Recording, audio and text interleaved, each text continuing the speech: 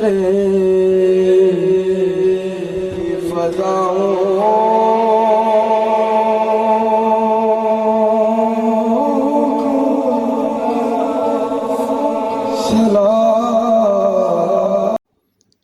اعوذ باللہ من الشیطان الرجیم بسم اللہ الرحمن الرحیم اللہم صل علی محمد وعلی آل محمد کما صلیت علی ابراہیم وعلی آل ابراہیم انک حمید مجید اللہم بارک علی محمد وعلی آل محمد کما بارکت علی ابراہیم وعلی آل ابراہیم انک حمید مجید۔ میرے دوستوں، بہنوں اور بھائیوں، السلام علیکم۔ میرے دوستوں، آج جو وظیفہ آپ کی حاضر خدمت ہے، یہ کوئی عام وظیفہ نہیں، بلکہ اس وظیفے کی ابتدا میرے آقا رسول اللہ صلی اللہ علیہ وآلہ وسلم سے ہوئی، اور سب سے پہلے میرے آقا رسول اللہ صلی اللہ علیہ وآلہ وسلم نے ہی یہ وظیفہ ادا کیا۔ اس وظیفے کے سامنے بڑا سے بڑا شیطان اور جادوگر بھی پناہ مانگتا ہے، اور اس وظیفے کی تاب نہیں لا سکتا۔ میرے دوستو، اس وظیفے کو بتانے سے پہلے اس وظیفے سے جڑے ایک خاص واقعہ کو بیان کرنا ضروری ہے، تاکہ آپ کو اس وظیفے کی اہمیت اور افادیت کا پتہ چل سکے، اور اس میں آپ کو عمل کرنے کا مکمل طریقہ بھی پتہ چل سکے، تاکہ آپ کو عمل کرنے میں آسانی ہو۔ ایک ولی اللہ نے اس واقعے کو اپنی کتاب میں درج کیا ہے۔ آپ لکھتے ہیں، ایک شخص اور اس کی بیوی پر کسی جادوگر نے بہت سخت عمل کر رکھا تھا، اور یہ جادوگر اس عمل پر بہت سخت پہرا بھی دیا کرتا تھا، جس کے نتیجے میں کوئی بھی عامل اس کا توڑ کرنے سے قاصر تھا۔ آپ لکھتے ہیں کہ ان صاحب کے ہولا اول تو حمل ٹھہرتا ہی نہ تھا، اگر ٹھہر جاتا تو ساقط ہو جاتا، یعنی گر جاتا، اور اگر کسی طریقے سے 9 ماہ پورے بھی ہو جاتے تو بچے کی پیدائش مردہ حالت میں ہوتی۔ اور یہ صاحب انتہائی باکردار، صوم و صلات کے پابند اور شریعت کے دھنی تھے، اور بچوں کو مسجد میں قرآن پاک کا درس بھی دیا کرتے تھے۔ بہت علاج کروائے، بڑے بڑے عاملوں سے ملے، مگر نتیجہ وہی داغ کے 3 پارٹ، یعنی کچھ دن تو آرام رہتا تھا، مگر پھر وہی سلسلہ شروع ہو جاتا، یعنی نتیجہ 0۔ ایک دن کسی انتہائی درویش اور اللہ کے ولی سے ان کی ملاقات ہوئی۔ اللہ کے یہ ولی اپنے استخارہ کے لیے بہت مشہور تھے، اور ان کا استخارہ صرف 1 منٹ کا ہوا کرتا تھا۔ 1 منٹ میں ہی وہ بات کی تہ تک پہنچ جاتے اور تمام حالات بیان فرما دیتے۔ اللہ تعالیٰ نے ان کو علوم روحانی اور علوم باطنی سے بہت نوازا تھا۔ اب یہ صاحب اپنی پریشانی لے کر ان کی خدمت میں حاضر ہوئے اور اپنا سارا ماجرا بیان کیا۔ اللہ کے اس ولی نے کچھ دیر توقف فرمایا اور کہنے لگے کہ یہ کسی عام جادوگر کی کارگزاری نہیں، بلکہ یہ جادوگر انتہائی غلیظ، جادو کا ماہر اور شیاطین کا چیلا ہے، اور اس جادو کا توڑ میرے پاس سے باہر ہے، کیونکہ اس ضعیف العمری میں اتنی سخت محنت اور جان کنی کی میرے اندر ہمت نہیں ہے، اور اس کا توڑ بھی وہی کمینہ اور خلیظ جادوگر ہی کر سکتا ہے۔ یہ صاحب کیونکہ مجبور تھے اس لیے پوچھنے لگے اس کا کوئی تو حل ہوگا۔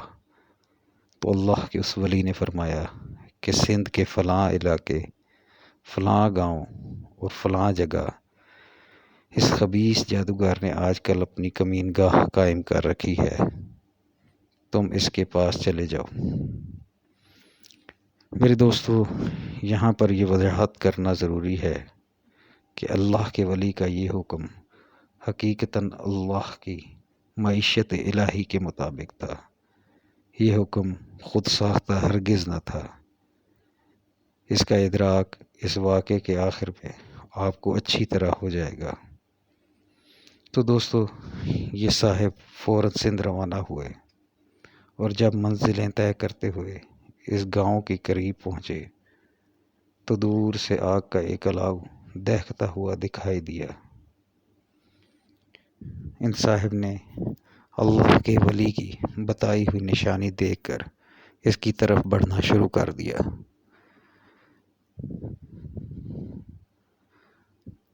ان صاحب نے دیکھا کہ آگ کے الاؤ کے پاس ایک آدمی بیٹھا ہوا ہے اور اس کے ارد گرد اس کے ماننے والوں کا ایک جمع غفیر ہے۔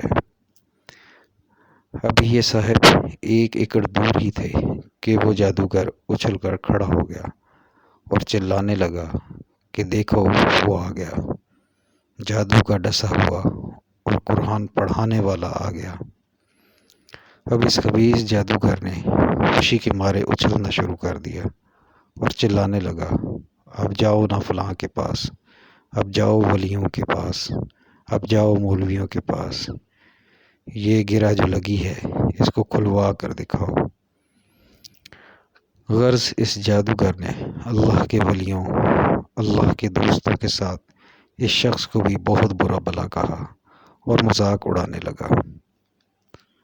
بڑے بڑے خدائی کے دعوے کیے اور جادو ختم کرنے سے انکار کر دیا۔ یہ صاحب مایوس ہو کر واپس لوٹ آئے۔ واپس پہنچ کر آپ بے بسی میں سجدے میں گر گئے اور اسی بے بسی کے عالم میں اپنے رب کو پکارنے لگے کہ یا میرے اللہ، یہ جادوگر بھی تو تیری مخلوق ہے، تو ہر چیز پر قادر ہے، اگر تو چاہے تو کیا ہو نہیں سکتا۔ یہ ظالم مجھ پر غالب آ گئے ہیں اور میں بے بس ہوں۔ یہ کہہ کر رو رو کر اللہ کریم سے التجا کرنے لگے۔ اسی مناجات کے دوران ایک لمحے میں دل میں خیال پیدا ہوا کہ یہ جادو کا توڑ تو میرے آقا نے مؤوس طین سے کیا تھا، اور وہ جادو بالکل آخری درجے کا تھا جو میرے آقا رسول اللہ صلی اللہ علیہ وسلم پر کیا گیا۔ جب میرے آقا رسول اللہ صلی اللہ علیہ وسلم نے مؤوس طین سے جادو توڑا تو میں بھی مؤوس طین سے اس کا تدارک کروں گا۔ اب ان صاحب نے اللہ کا نام لیا، غسل کیا اور باوضو ہو کر مسجد میں مؤوس طین جادو کے توڑ کی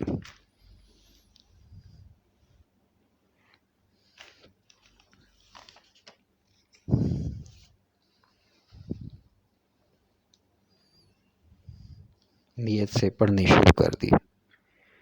یہ پوری رات مؤوس طین پڑھنے لگے اور دن کو ورد جاری رکھتے، ہر وقت باوضو رہنے لگے۔ اس ملک کو 6واں دن تھا کہ رات کو اونگ آ گئی اور اچانک ایک خون کی پوری بالٹی کسی نے ان پر گرا دی۔ یہ بہت پریشان ہوئے، اٹھے، مسجد کے ساتھ ہی کنواں تھا، وہاں غسل کیا، کپڑے دھوئے، کپڑوں کو پاک کیا اور ان کو بدلا، پھر مسجد میں آئے، مسجد کو دھویا اور پاک کیا۔ اب سوچا کہ بیوی کی بھی خبر لے لوں۔ گھر پہنچے تو وہاں پر بھی یہی حال تھا، کسی نے بیوی پر بھی خون کی پوری بالٹی گرائی تھی۔ بیوی سخت پریشان، خوفزدہ اور ہراساں تھی۔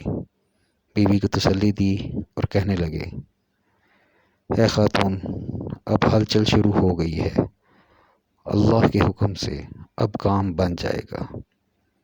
وہاں سے اٹھے اور ایک نئے جذبے، جوش اور ولولے سے مسجد میں داخل ہوئے اور عمل شروع کر دیا۔ عمل کے 9ویں دن پھر وہی ہوا، اونگ آئی اور دونوں میاں بیوی پر خون کی بالٹی گرا دی گئی۔ انہوں نے پھر غسل کیا، کپڑے پاک کیے، مسجد کو دھویا اور ہمت ہارے بغیر اپنے عمل میں مصروف ہو گئے۔ عمل کا 13واں دن تھا کہ اچانک صبح کے وقت وہی سندھ والا خبیث جادوگر اس مسجد میں داخل ہوا اور آتے ہی ان صاحب کے پیروں پر گر گیا اور معافیا مانگنے لگا۔ وہ صاحب بہت حیران ہوئے اور پوچھا، اے خبیث، تو مجھ سے کیوں معافی مانگ رہا ہے؟ کہنے لگا، آپ اللہ کے واسطے مجھے معاف کر دیں، پھر بتاؤں گا۔ انہوں نے اللہ کے واسطے اسے معاف کیا اور وجہ پوچھی تو کہنے لگا، آپ میاں بیوی پر جادو میں نے کیا تھا۔ جب آپ مسجد میں عمل کرنے بیٹھے تو میں بھی مقابلے پر بیٹھ گیا، مگر روزانہ میرا کیا ہوا جادو مجھ پر ہی الٹا چلنے لگا اور میرے موکل میرے دشمن ہو گئے۔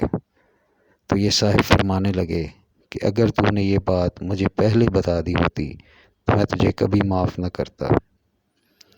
خیر، اس جادوگر نے معافی مانگ کر اپنی جان بچائی اور واپس سندھ کی طرف لوٹ گیا، کیونکہ اگر وہ معافی نہ مانگتا تو اپنی جان سے بھی ہاتھ دھو بیٹھتا۔ ان صاحب نے اللہ کا شکر ادا کیا مگر جادوگر کی صلح کا اعتبار نہ کیا اور 41 دن تک عمل کرتے رہے۔ اس کے بعد اللہ کریم نے ان کو اولاد نرینہ سے نوازا اور 2 سے زائد بیٹے عنایت فرمائے اور بندش ہمیشہ کے لیے ختم ہو گئی۔ تو دوستو، یہ موعوظ دین کا عمل میرے آقا رسول اللہ صلی اللہ علیہ وسلم نے کیا اور اللہ کے اس ولی نے آپ کو تمام حالات سے آگاہی دی۔ میرے دوستو، اب ہم آتے ہیں اس عمل کی طرف۔ جب بھی اسلامی مہینے کا نیا چاند طلوع ہو تو اس کی پہلی جمعرات سے عمل شروع کریں۔ یہ عمل عشاء کے بعد شروع کرنا ہے، مگر وقت اور جگہ کا تعین کر لیں کیونکہ اس کی پابندی ضروری ہے۔ عمل کا طریقہ یہ ہے کہ باوضو ہو کر اپنی مقرر کردہ جگہ پر بیٹھ جائیں۔ اول 5 دفعہ درود ابراہیمی ادا کریں۔ اول 5 دفعہ درود ابراہیمی ادا کریں۔ پھر سب سے پہلے سورہ اخلاق 505 دفعہ تلاوت کریں۔ پھر سب سے پہلے سورہ اخلاص 505 دفعہ تلاوت کریں۔ اس کے بعد سورہ فلق 505 دفعہ پڑھیں۔ پھر سورہ فلق 505 دفعہ پڑھیں۔ پھر سورہ ناس 505 دفعہ پڑھیں۔ پھر سورہ ناس 505 دفعہ پڑھیں۔ پھر 5 دفعہ درود ابراہیمی پڑھیں اور پھر روزانہ پانی، چینی اور سونف پر دم کر لیا کریں۔ 41 دن تک عمل کریں اور کم از کم 21 دن چینی اور سونف کا استعمال کریں اور ساتھ ان دونوں چیزوں کو محفوظ بھی کرتے رہیں، اور ہر 10ویں دن دم کیا ہوا پانی سے کسی پاک صاف جگہ پر نہا لیا کریں اور پانی، چینی اور سونف کو بھی محفوظ رکھیں۔ 41 دن پورے ہونے کے بعد روزانہ ان 3 صورتوں کو پڑھ کر پھونک لیا کریں تاکہ آپ کا یہ عمل جاری رہے۔ عمل شروع کرنے اور 41 دن ختم ہونے کے بعد بچوں میں شیرینی بانٹ دیں اور حسب توقع صدقہ بھی کریں۔ اگر آپ پورے توکل، یقین اور خشوع اور خضوع کے ساتھ اس وظیفے کو کریں گے تو اللہ کریم کبھی بھی آپ کو مایوس نہیں کریں گے۔ آج تک جن دوست احباب اور جاننے والوں نے اس وظیفہ کو کیا تو اللہ کریم نے ان کو انعام یعنی بیٹے سے نوازا۔